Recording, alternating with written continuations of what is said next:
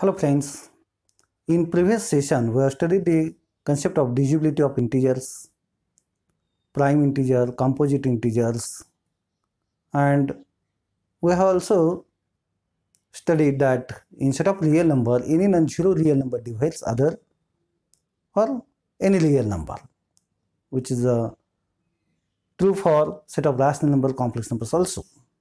Actually, that concept is true for field. We are not interested in field, but you have studied field axioms of set of real numbers, all the axioms of set of real numbers in calculus course.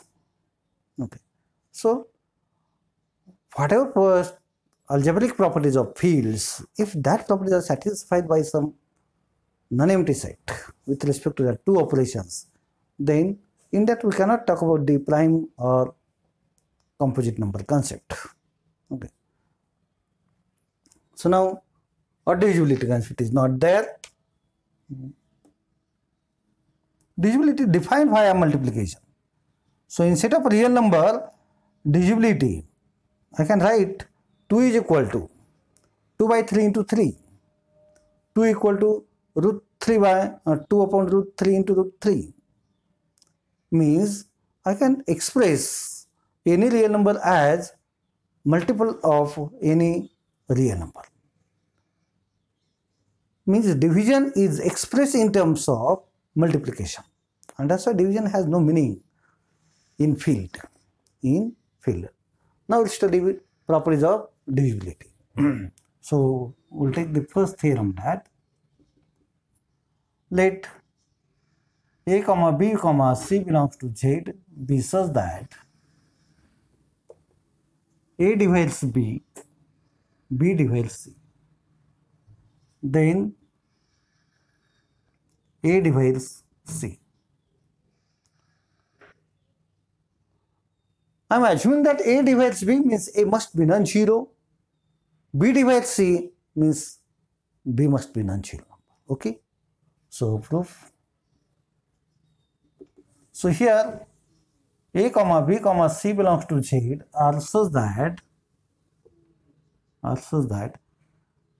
a divides b, b divides c implies b comma c, a comma b are non-zero, and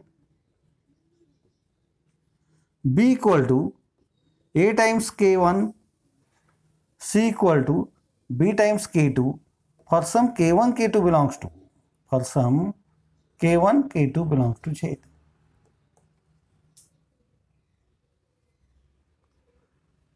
As a is dividing b means b is integral multiple of a, b dividing c means c is integral multiple of b. Okay, this implies b c is equal to, now we'll put the value of b in terms of a here, a k1 into k2, but by associative of multiplication I can write this as a times k1 k2,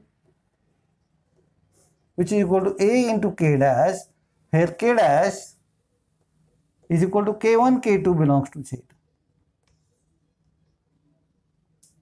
So by associative of multiplication, firstly I put value of b in terms of a because I want to show that a divides c, means I have to show that c is multiple of a. So I am putting value of b in terms of a first here. Then by using associative of multiplication operation, I am taking k1 k2 together, and we know that product of two integers is again integer. So this k1 into k2 is some integer. I am denoting it by k dash, or you can denote it by k3, whatever notation you like. So this implies c is integral multiple of a, therefore a divides c. A divides c. We'll take now next 10. This is also known as transitivity property of divisibility. Okay, so divisibility or divisibility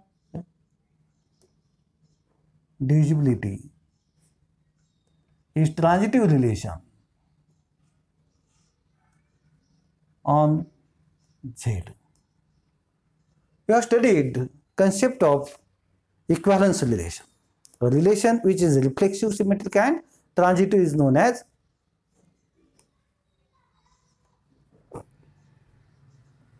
equivalence relation. And a relation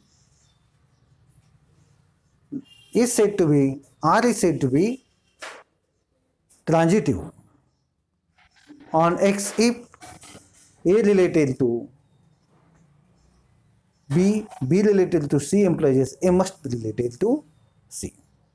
So this implies divisibility is a transitive relation on Z. Okay. Next theorem. Let A comma B comma C belongs to Z be such that A divides B, A divides C, then A must divides Bx plus Cy for any xy belongs to Z. So if I have three integers such that one is dividing other two integers, then A must divides their linear combination. Okay. If A divides two numbers, then A must divides their linear combination. Okay. So proof. Since ABC belongs to Z are such that A divides B, B divides C, A divides C.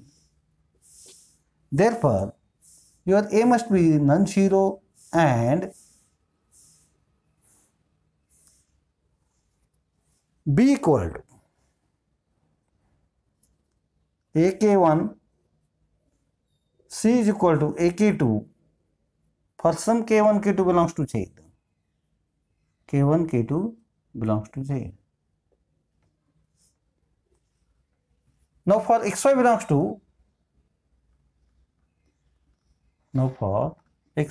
to Z, your Bx plus Cy is written as Bx plus Cy is equal to, what is your B? AK1, AK1x plus C is nothing but AK2, AK2y. I will take A to be outside and will get K1x plus K2y by distributive law. Then this is equal to A times K dash, where K dash is equal to K1x plus K2y. Now your K1, K2 are integers, K1, K2 are integers, xy are integers, product of two integers is again integer, therefore K1x, K2y are integers, addition of two integers is integer, therefore your K1x plus K2y must be integer. So this is your integer. So what we proved, Bx plus Cy is integral multiple of A. This implies A divides Bx plus Cy. And there is no any restriction on choice of x and y. So this is true for any xy belongs to Z. This is true for any xy